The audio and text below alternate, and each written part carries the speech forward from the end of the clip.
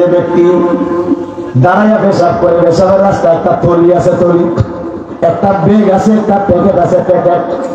দাঁড়াইয়া পেশাব করলে প্যাকেটটা খোলা থাকে, বইয়া পেশাব করলে প্যাকেট বন্ধ। প্যাকেটের উপর দিয়া পেশাব যায়, প্যাকেটের কোনো জিনিস পেশাব বাসায় আনে না। দাঁড়াইয়া পেশাব করলে প্যাকেটটা খোলা থাকে, ব্যাগটা খোলা থাকে, পেশাব ব্যাগের ভিতরে ঢুকিয়া যা আছে বাসায় লইয়া যায়। ব্যাগের ভিতরে কি আছে? সেক্সুয়াল হরমোন, বাচ্চা জন্ম দেওয়ার সরঞ্জাম, যেটা দিয়া বাচ্চা জন্ম হয়, যেটা দিয়া সন্তান জন্ম হয়, এই জিনিসটা পেশাবে বাসায় লইয়া যায়। এই জন্য যারা দাঁড়াইয়া পেশাব করে তারা বিয়া করলে বাচ্চা হয় না, বিয়া করলে সন্তান হয় না, বিয়া করলে বাচ্চা তার হয় না। প্রমাণ লন্ডন আমেরিকার খবর লইয়া দেখেন, এরা অভ্যাস হইল, কালচার হলো দাঁড়াইয়া পেশাব করা।